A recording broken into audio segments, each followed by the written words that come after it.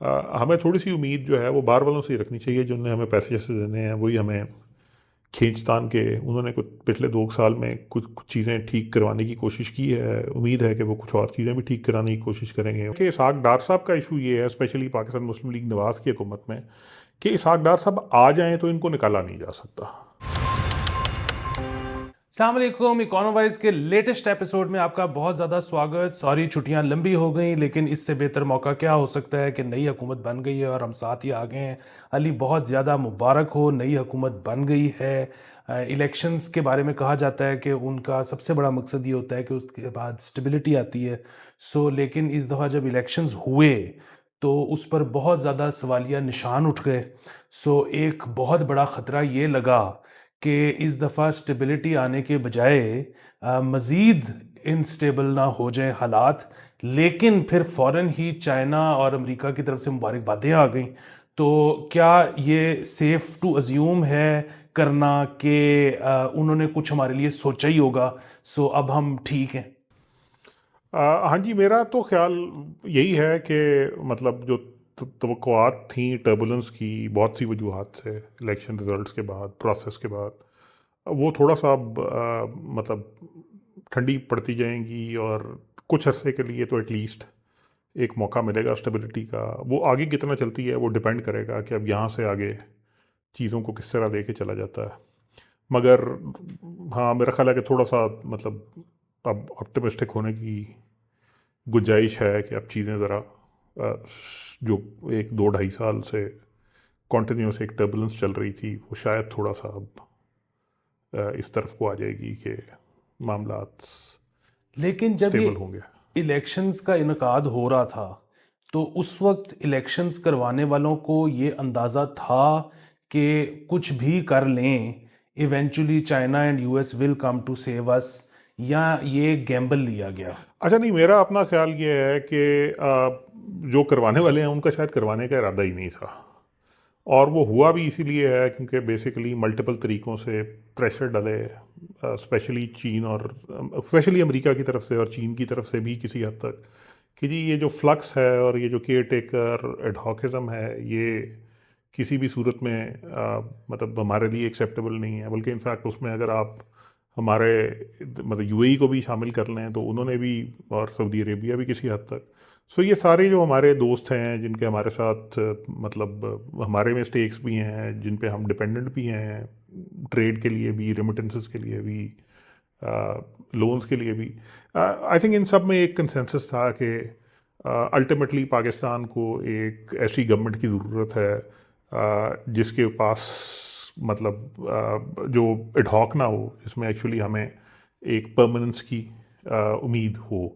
उस वजह से फिर इलेक्शन हुए हैं। मतलब आप वो, हमने यहाँ पे पहले भी बात की थी जब ये बात हुई थी कि जी इलेक्शन नहीं होंगे, आगे चले जाएंगे, तो फाइजी साहब ने उसका नोटिस ले लिया था। उसके बाद भी जब कभी कोशिश होती थी तो बाहर से या अंदर से कोई ना कोई ऐसा प्रेशर आ जाता था कि इवेंचुअली इलेक्शन उसका इनकाद कर ही लिया गया। तो ये मेरा ख्याल है कि मतलब अमेरिका, चीन और हमारे जो दूसरे करीबी दोस्त हैं, वो सभी यही चाहते थे कि एटलीस्ट एक प्रोसेस तो दोबारा शुरू किया जाए।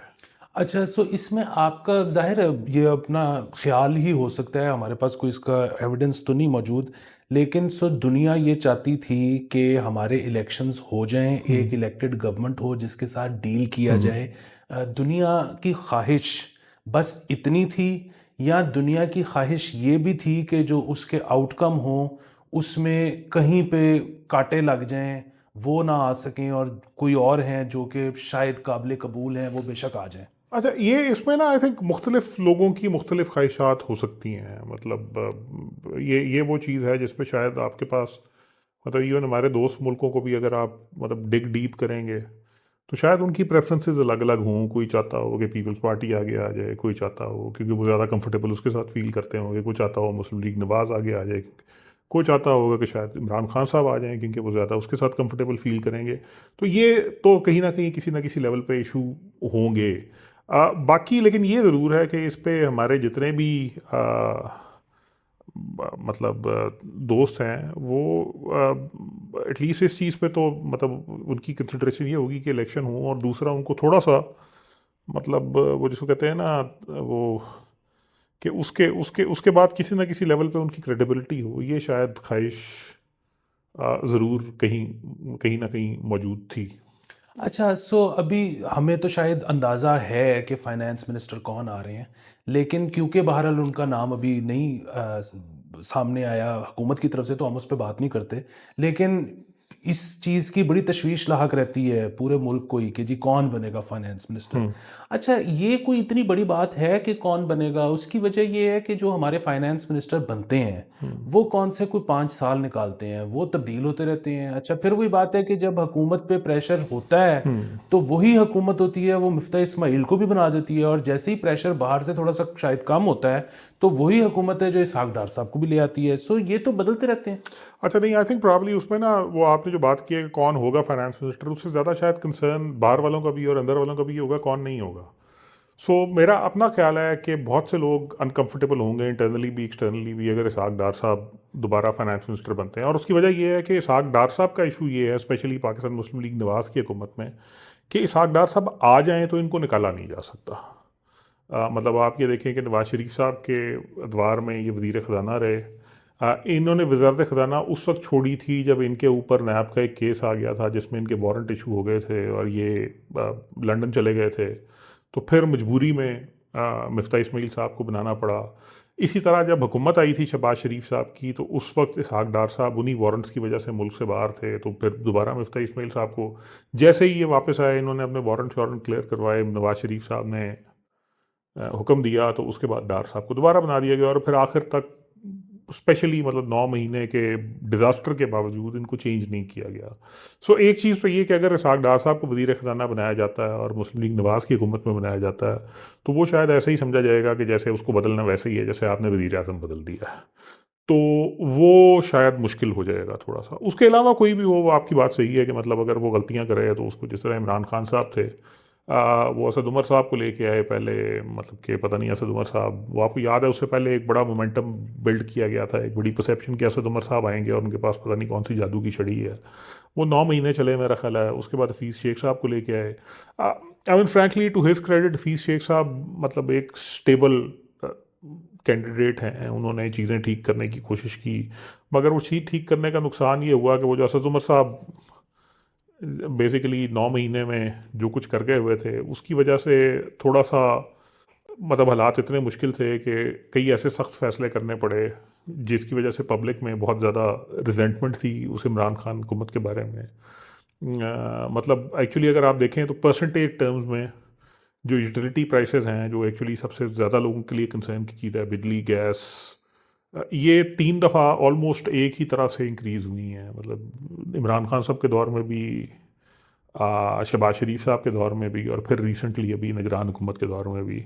तो ये वो चीज़ है जो मतलब शफीज़ शेख साहब फिर जब मतलब अनपॉपुलर हो गए, तो खान साहब ने वो, क्योंकि उनका आई थिंक बहुत कमाल ये है कि उन्होंने बेसिकली फॉल गाय हर चीज़ के लिए रखा होता है, तो उसको सारा मुद्दा हफीज़ शेख साहब पर डाल दिया गया। वो सेनेट का इलेक्शन हार गए।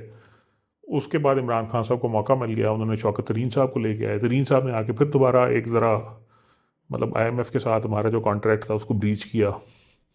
उससे हालात फिर ख़राब होने शुरू हुए। उसी में फिर नो कॉन्फिडेंस हो गया। नो कॉन्फिडेंस के बाद मिफ्ता साहब आए। मिफ्ता साहब ने फिर चीज़ें ठीक करने की कोशिश की, सख्त फैसले लिए। सख्त फैसलों की वजह से बैकलैश आया।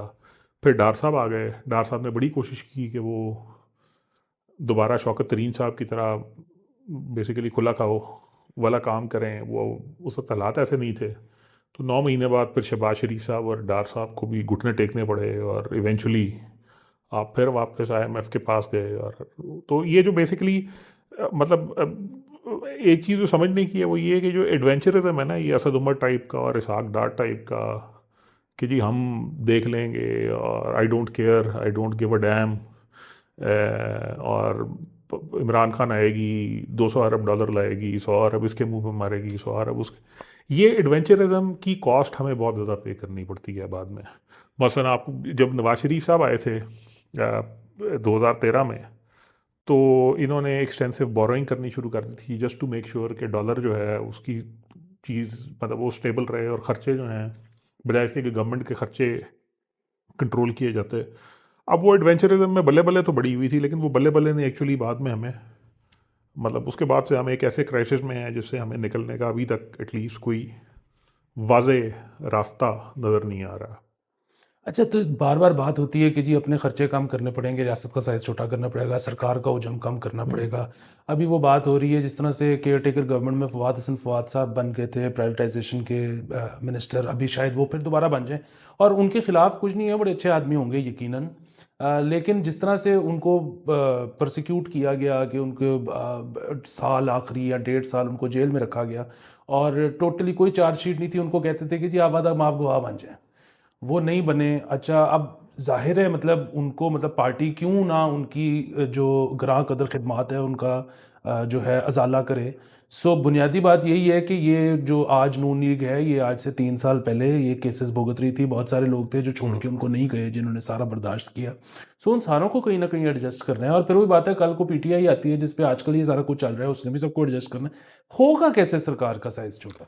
अच्छा, उसमें ना एक तो चीज़ है टॉप, बल्कि टॉप से पहले मैं अगर आपसे थोड़ा सा एक वो बात कर दूं, बहुत से लोग हमें ये कहते हैं कि जी अप्रैल में नवाज शरीफ ने तो कहा था और शहबाज शरीफ को हुकूमत नहीं लेनी चाहिए थी और हुकूमत लेके इन्होंने बहुत बड़ी गलती कर दी और इनको इमरान खान को हुकूमत पूरी कर देनी चाहिए थी। अच्छा, लोग ना वो अप्रैल 2022 के हालात थोड़ा सा नहीं समझते। वो ये मसले, अब देखे 3-4 पार्टियां थी मेन जो इसमें थी। पीपल्स पार्टी थी, जमीयत उलमा इस्लाम थी, एमकेएम थी, और एएनपी थी, और बलूचिस्तान की एक एक दो दो सीटों के लिए मेंगल साहब थे और ये लोग थे। बट मेन पार्टियां फजल रहमान साहब और पाकिस्तान पीपल्स पार्टी थी, और तीसरी पार्टी मुस्लिम लीग नवाज। अच्छा, ये मसला ना पीपल्स पार्टी का भी नहीं था, जेयूआई का भी नहीं था, दूसरी पार्टियों का भी नहीं था। मुस्लिम लीग नवाज के लिए एक्चुअली उस वक्त बड़ा सीरियस मसला था, और सीरियस मसला ये था कि शहबाज शरीफ साहब और उनके साहबजादे जो हैं, उनकी कन्विक्शन 1 महीना दूर थी। उनका केस जो था वो ट्रायल में था उस वक्त, और मई तक उसके फैसले की तवक्को थी। नवाज शरीफ साहब सज़ा याफ्ता भी थे, डिसक्वालीफाइड भी थे। मरीम नवाज साहिबा जो हैं वो सज़ा याफ्ता थी, और बेसिकली सज़ा सस्पेंड हुई हुई थी जिसकी वजह से वो बाहर थी। तो अगर ये लोग उस वक्त हुकूमत ना लेते तो अगले इलेक्शन तक तो इफेक्टिवली ये इलेक्शन लड़ने की पोजीशन में भी ना होते। मतलब ये जब हुकूमत में आए, इन्होंने फिर इस्टेब्लिशमेंट के साथ अपने मामलात सीधे किए, तो उसके बाद ही इनको बेसिकली, अच्छा, अब जो आपको इस तरह हुकूमत में लेके आता है ना, फिर वो आपको मतलब फिर वो आपको फोर्स भी करेगा। तो मतलब बाजवा साहब ने इनको बेसिकली जो रिलीफ केस और ये सारा कुछ, और जो अदालतों से इनको रिलीफ शरीफ इस वजह से तो नहीं मिला था कि आप आएंगे, आप नारे मारेंगे, सब कुछ अपना ख़त्म कराएंगे, उसके बाद कहेंगे अच्छा अब इलेक्शन में चलते हैं। मतलब उस वक्त मतलब रियासत चाहती थी कि आईएमएफ का प्रोग्राम हो, ये हो, वो हो, तो उन्होंने फिर इनके लिए गुंजाइश निकाल ली और इन्होंने भी कंप्लाई किया। मतलब स्पेशली मिफ्ता साहब के टाइम तक तो इन्होंने मतलब एक्चुअली काफ़ी चीज़ें ठीक करने की कोशिश भी की। तो ये एक तो पहली चीज़ तो ये जहन से निकाल देनी चाहिए कि उस वक्त कोई ऑप्शन था, पीएमएलएन के पास उस वक्त कोई ऑप्शन नहीं था। एक तो मतलब ये चीज़ बहुत ज़्यादा क्लियर होनी चाहिए। दूसरी चीज़, पीएमएलएन के पास अभी भी कोई ऑप्शन नहीं है। पीपल्स पार्टी के पास ऑप्शन है, वो उसको एक्सरसाइज करती है। वो पीएमएलएन के साथ भी बड़े टफ बार्गेन कर रही है, वो कहीं ना कहीं इस्टेब्लिशमेंट को भी मतलब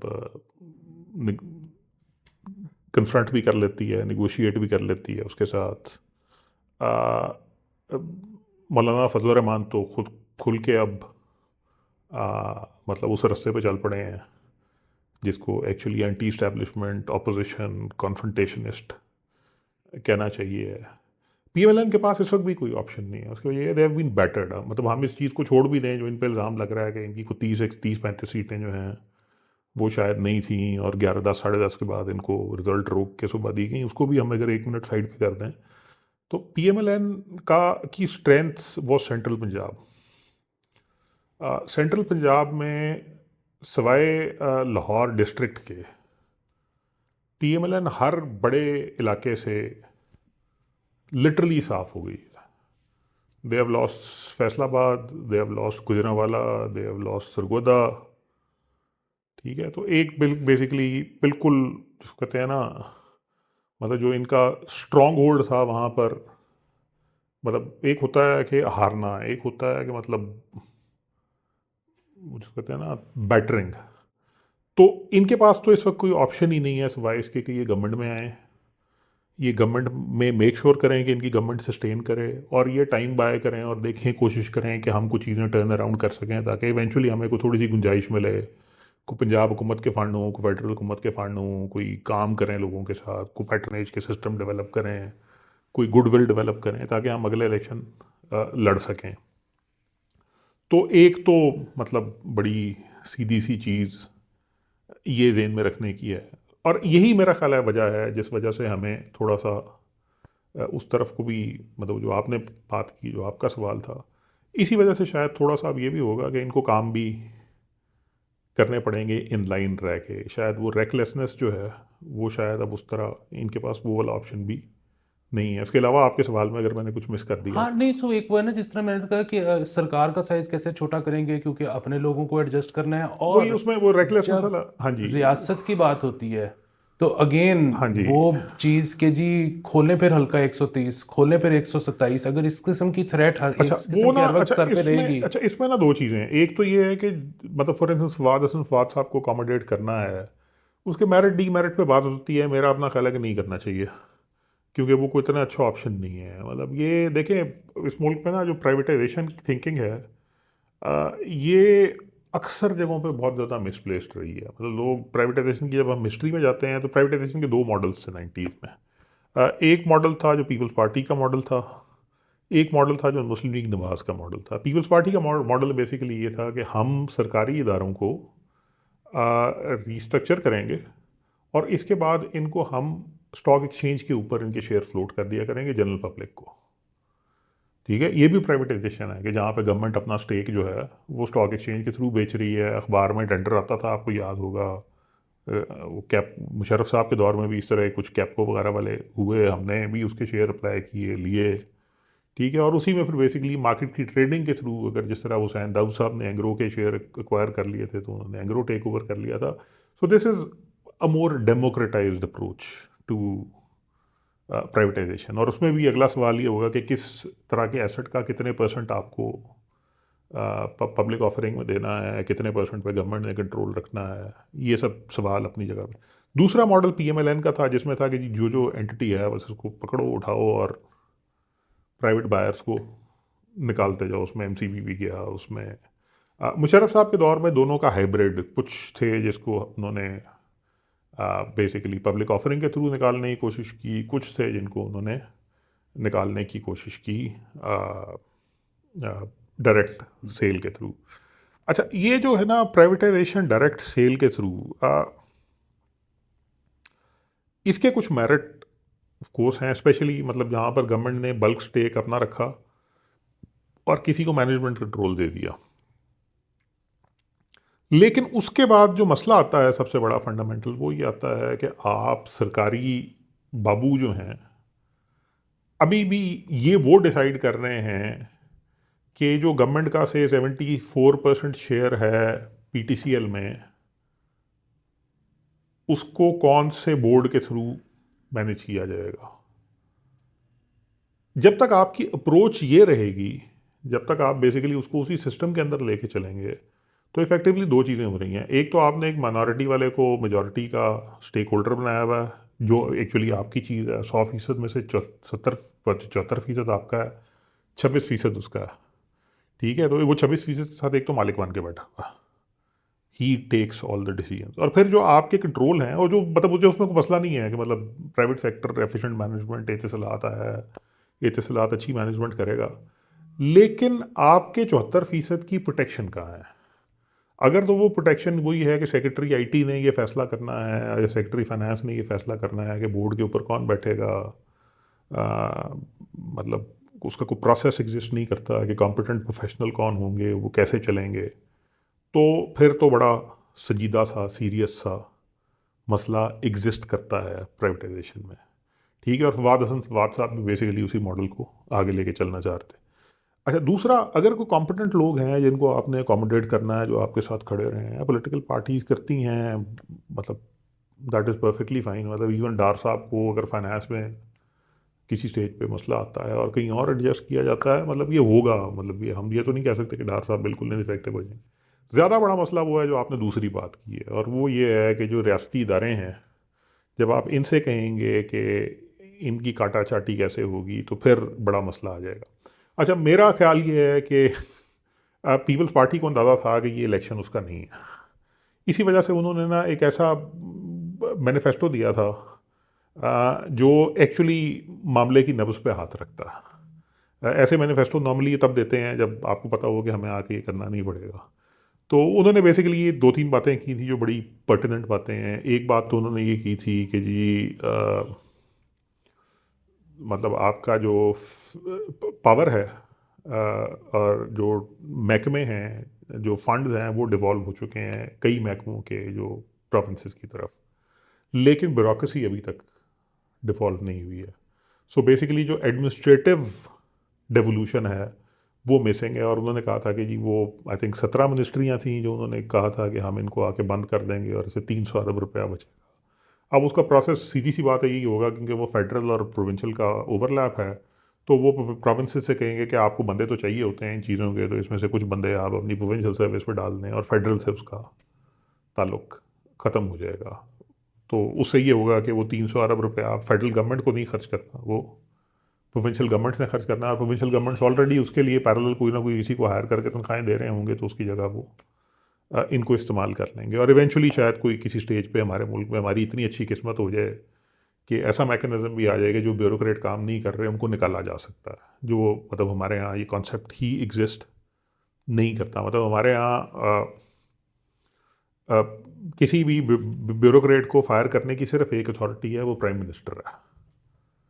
मतलब चीफ मिनिस्टर सूबे की ब्यूरोक्रेसी को, मतलब जो पीसीएस हैं उनको फायर नहीं कर सकता।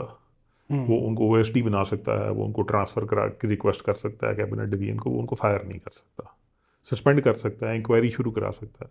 और वो प्राइम मिनिस्टर भी जिसको फायर करता है वो अगले दिन कोर्ट जाके स्टे ले आता है, 2-3 साल बाद प्राइम मिनिस्टर चला जाता है, उतनी देर में वो समेत तनख्वाहों के दोबारा रिस्टोर होके कोई अच्छी सी पोस्टिंग लेके बैठ जाता है। तो हो सकता है किसी दिन हमारा इतनी अच्छी किस्मत हो जाए कि हम ये भी कर सकें कि ब्यूरोक्रेट को हम फायर भी कर सकते हैं जो काम नहीं कर रहा। अच्छा, एक तो मामला ये था। दूसरा उन्होंने ये बात की थी कि 1700 अरब रुपए की हम सब्सिडीज़ दे रहे हैं बेसिकली हैव्स को, अमीरों को। हाँ, जिसमें इंडस्ट्रियलिस्ट भी हैं, जिसमें उन्होंने बात नहीं की थी हम कर लेते हैं, उसमें फ़ौजी फाउंडेशन और अस्करी आर्मी वेलफेयर ट्रस्ट जैसे इदारे भी हैं, उसमें ब्यूरोक्रेट भी हैं, उसमें मतलब बैंक्स भी हैं। सो एक पूरा पैराफर्नेलिया है जिसको सब्सिडी सरकार देती है। और उन्होंने कहा था कि ये 1700 अरब की सब्सिडीज़ जो हैं इनको उठा के हम साइड पे कर देंगे। अच्छा, उसमें कल मैं देख रहा था एक बड़ी अच्छी चीज़ जो शहबाज शरीफ साहब ने की थी, वो शायद उसका पहला स्टेप होगा। उन्होंने कहा था कि जी फर्टिलाइज़र सेक्टर की जो सब्सिडीज़ हैं अब हम वो इंडस्ट्री को नहीं दिया करेंगे, वो अब हम फार्मर को दिया करेंगे डायरेक्टली। तो लाइकली वो जो पीपल्स पार्टी वाला प्रपोजल था कि जी कोई किसान कार्ड के थ्रू इनको खाद के ऊपर एडिशनल पैसे मिल जाया करेंगे, तो बजाय इसके कि आप एफएफसी को कहें कि जी आपकी खाद की कॉस्ट ही आती है तो आप इतने में बेचें, बाकी पैसे आपको गवर्नमेंट देगी, और उसमें मतलब इंपोर्ट की भी लाइसेंस ही इन्हीं के पास होती है, तो उसमें जो बाकी मसले हैं वो कहते हैं, वो बेसिकली मेरा ख्याल है कि ये स्टेप इस तरफ को जा रहा है कि जो जिसकी जितनी डिमांड है उसकी कंजम्पशन के हिसाब से, सो फॉर इंस्टेंस बोरी 10 मतलब उसकी डिमांड 50,000 की है, बट उसकी ख़रीद 30,000 की कुव्वत ख़रीद थी, तो अब जो 20,000 उसके बदले का हम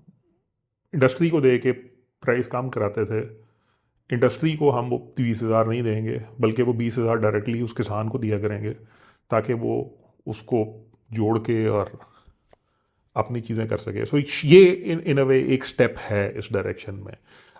बाकी जो खर्चे दूसरे, मतलब ब्यूरोक्रेसी, मतलब अगेन वही मैंने जिस तरह कहा कि पीपल्स पार्टी इसलिए लेके आई थी, उनको पता था शायद कि हमारे मतलब हम पे नहीं होगा इस दफ़ा इसका ओनस, तो उन्होंने कहा अच्छा ठीक है फिर खुल के नारा मार दो। बड़ा मुश्किल होगा ये करना, बट इवेंचुअली किसी ना किसी स्टेज पे करना पड़ेगा। सिमिलरली जो नॉन कॉम्बैट एक्सपेंडिचर है आर्म्ड फोर्सेस का, उसका भी रिव्यू करना पड़ेगा।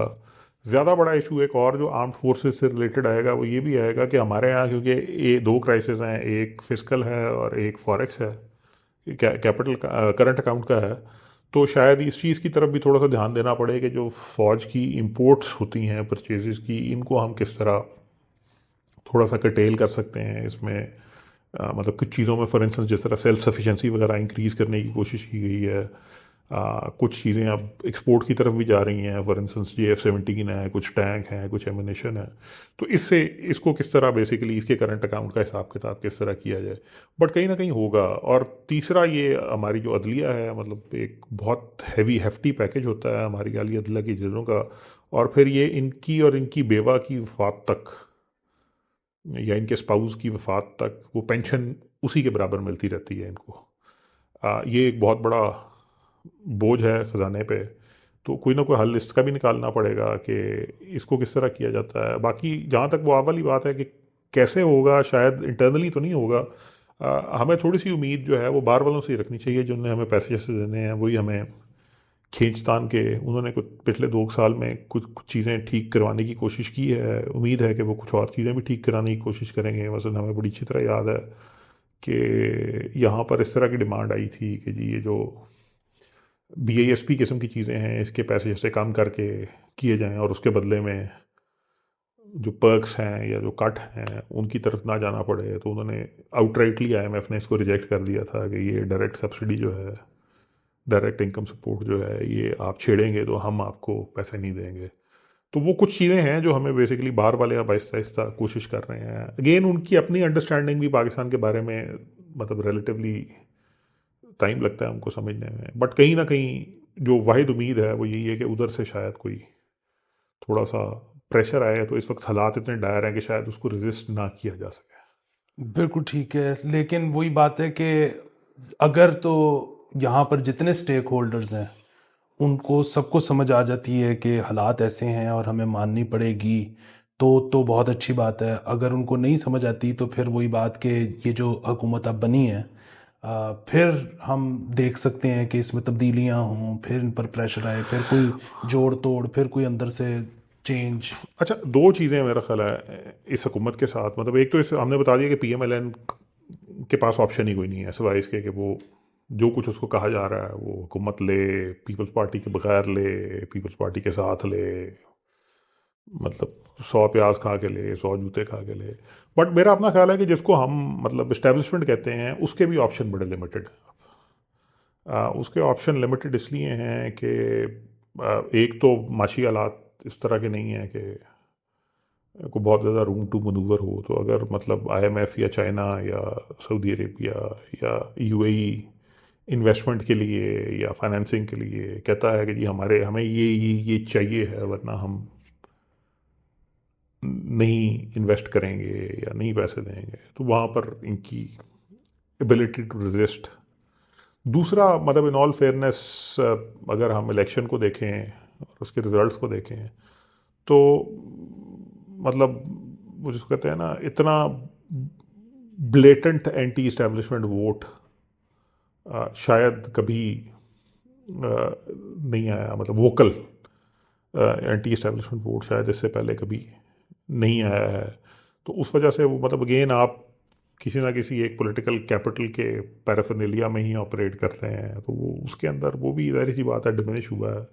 तो एक तरफ जहाँ मतलब PMLN मजबूर है, वहाँ थोड़ा सा आई थिंक एडवांटेज ये भी है कि आप इसको मतलब जो जिस तरह मतलब स्पेशली इस्टेब्लिशमेंट की तरफ से जो बहुत ज़्यादा दबाव आ सकता है उस वो भी शायद न्यूट्रलाइज करने के कुछ फैक्टर इसके पास मौजूद हैं।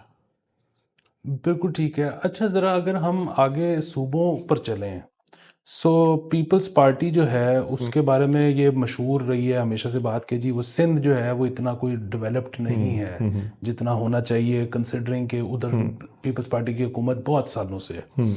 अच्छा, वो अब जाहिर है वहाँ पर कराची में ख़ास तौर पे पानी आता है, बड़ा शोर मचता है, ये होता है वो होता है।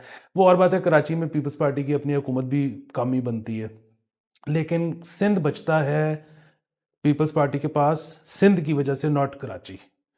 कराची में हमेशा उनके अगेंस्ट वोट पड़ता है। अच्छा, बुनियादी बात यह है कि पंजाब में मतलब ख़ास तौर पे लाहौर वगैरह में कुछ होता है तो बड़ा शोर मचता है, PMLN की हुकूमत हो तो उस पर पड़ता है। वरना इनकी कम से कम लाहौर की हद तक इनकी परफॉर्मेंस अच्छी है, साउथ में हो ना हो। यहाँ पर बुज़दार साहब की वजह से इमरान खान को डेंट पड़ा लाहौर के अंदर। लेकिन KP में पेशावर के अंदर पानी आ जाए, लोग मर जाएं, कोई फ़र्क नहीं पड़ता।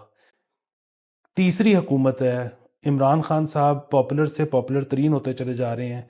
वहाँ पर तो शायद वो मतलब अब जिस तरह सिंध की बात करते हैं ना, तो सिंध में तो वो MRD मूवमेंट, वो लोग अभी तक जिंदा हैं जिन्होंने गनशिप हेलीकॉप्टर से फायर पड़ते देखे। तो वो तो शायद उनका तो वो वाला भी मसला है कि जी कुछ भी हो जाए, हमें जितने मर्जी डेवलपमेंट के ख्वाब भी दिखा दें, नॉन सिंधी पार्टी को हम नहीं करेंगे। ये पेशावर का क्या एक चीज़ है कि वो छोड़ नहीं रहे।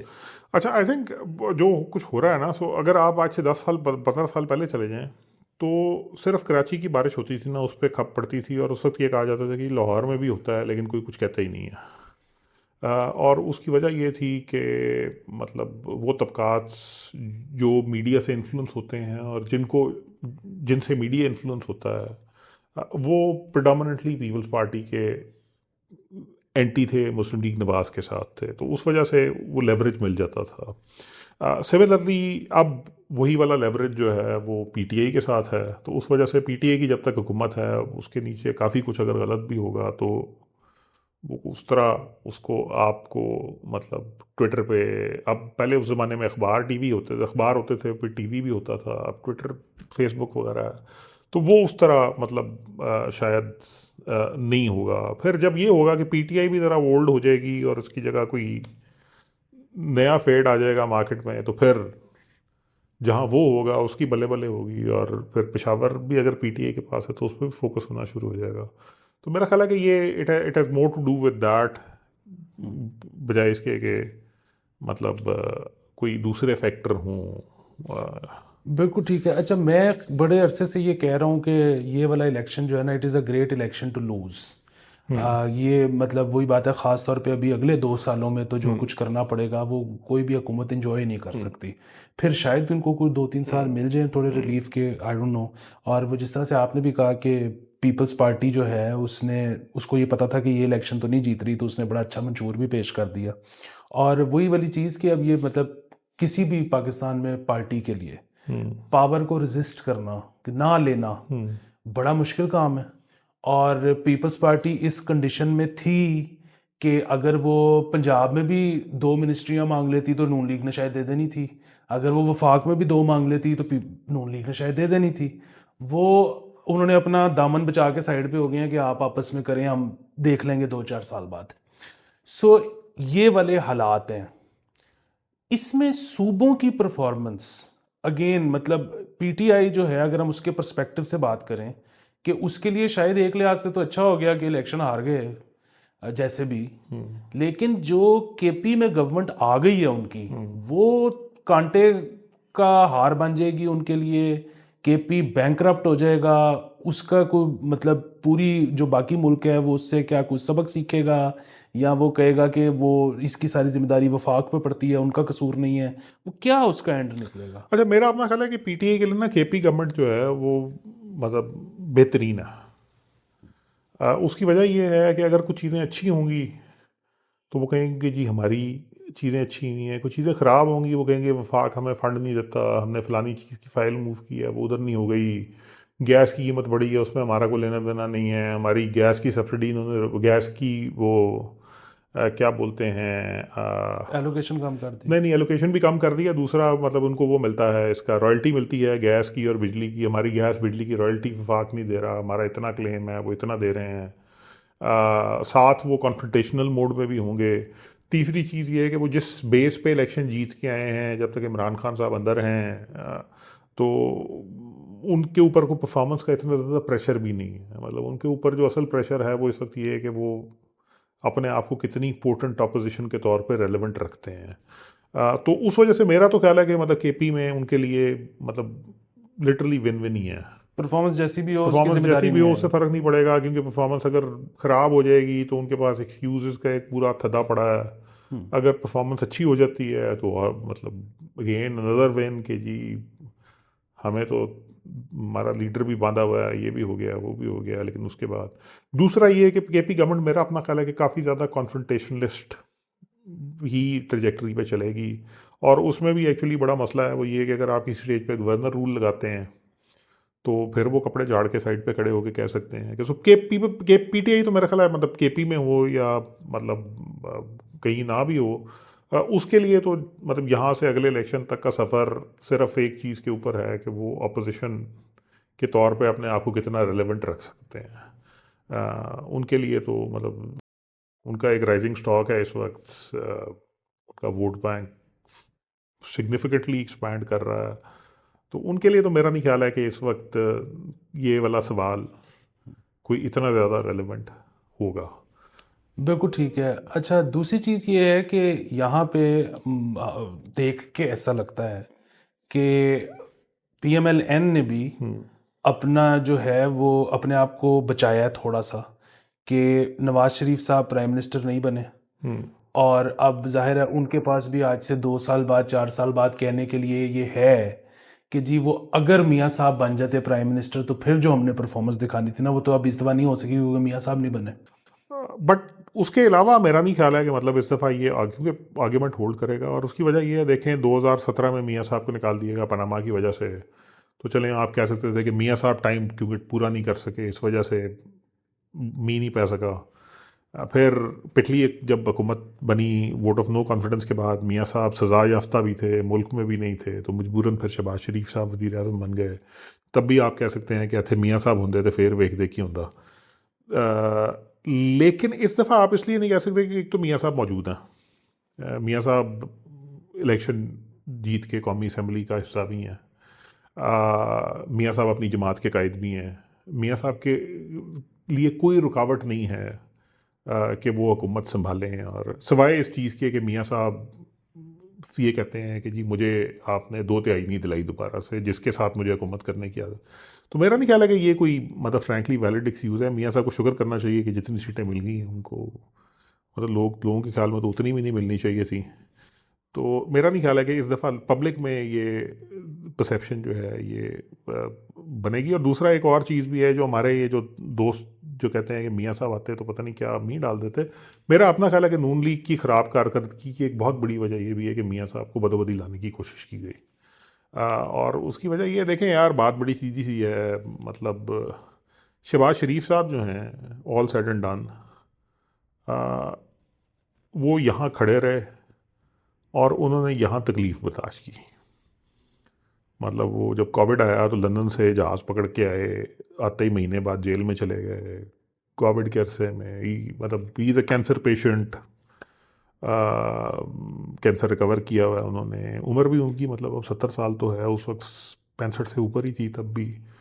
उसके बावजूद उन्होंने कुछ 12-14 महीने जेल काटी, ज़मानतें हुई, बाहर आए, जो कुछ भी था वो हुआ। एक साहब जो जिनको सज़ा हुई और सज़ा होने के बाद उन्होंने कहा कि जी मैं बहुत बीमार हूँ तो मुझे जाने दिया जाए, उसके बाद वो बाहर चले जाते हैं, 90 दिन का कह के जाते हैं, बाहर बैठे रहते हैं। उसके बाद लोग ये देखते हैं कि उनका लाइफस्टाइल भी बड़ा मुनासिब है, इंग्लैंड एंजॉय भी कर रहे हैं वो, और वो वापस भी नहीं आते। और फिर एक दिन वो अपने भाई की हुकूमत में भी वापस नहीं आते। वो वापस उस दिन आते हैं जिन दिन उनको इस तरह वापस लाने की कोशिश की जाती है कुछ मुख्तदर हलकों की तरफ से कि जैसे अब उनको वज़ीर आज़म बनाया जाएगा। मेरा ख्याल है कि ये वो चीज़ है जिसको पब्लिक बहुत ज़्यादा डिटेस्ट करती है। तो एक जो मतलब पीएमएलएन के ख़िलाफ़ वोट पड़ने की बहुत बड़ी वजह इस दफ़ा थी, वो ये भी थी कि ये मतलब आप हमारे साथ ये नहीं कर सकते। मतलब लोग ये चाहते हैं कि मतलब इसको कहते हैं, लोगों के पास एक मौका होता है सारे प्रोसेस के अंदर जहाँ पे वो ये बता सकते हैं कि हमें क्या अच्छा लगा क्या बुरा लगा, और वो जहाँ पे वो रेजिस्ट कर सकते हैं अगर उनके साथ कोई उल्टी सीधी चीज़ें हुई, वो होता है वोट, जिस दिन वोट देना होता है। तो उन्होंने, मेरा अपना ख्याल है कि एक वजह ये भी है सारी कहानी में। मतलब मेरा नहीं ख्याल है कि ये primarily pro Imran Khan vote था, दो अब शायद ये प्रो इमरान खान वोट में ट्रांसलेट हो जाए परमानेंटली, क्योंकि इस तरह के जो फिनोमेना होते हैं फिर ये ज़रा काफ़ी लंबे अरसे तक चलते हैं। स्पेशली जब मतलब लोगों ने रेजिस्टेंस में वोट डाला है तो उनको विन का भी एहसास हुआ। मतलब इमरान, मैं ये नहीं कह रहा कि इमरान खान साहब का अपना वोट बैंक नहीं है, उनका बड़ा साइजेबल वोट बैंक एग्जिस्ट करता है, बट जो ये जिसको कहते हैं ना ओवर द हम्प वाली चीज़ है, ये शायद वो वोट नहीं था जो इमरान खान साहब का वोट था, लेकिन अब शायद ये इमरान खान साहब के साथ स्टिक कर जाएगा, क्योंकि ये बेसिकली दो तीन चीज़ों के ऊपर गुस्से का वोट था। और उसमें से मेरा ख्याल है कि एक चीज़ वो भी थी जिस तरीके से मियाँ साहब को वापस लाया गया, पोर्ट्रे किया गया कि जैसे नवाज शरीफ साहब अब वज़ीर आज़म बनने के लिए आ रहे हैं, इलेक्शन से 2 दिन पहले वो आप जो अखबारों वगैरह में एडवर्टाइजमेंट्स वगैरह भी चली, तो मेरा अपना ख्याल है कि उसका बैकलैश आया है और लोगों ने मतलब एक लेवल पे थोड़ा सा इंसल्टेड फील किया कि आप, हमारा एक ही तो फैसला है, वो आप इतना ब्लेटेंटली कैसे कर सकते हैं, और उसको उन्होंने फिर रिएक्शन भी दिया।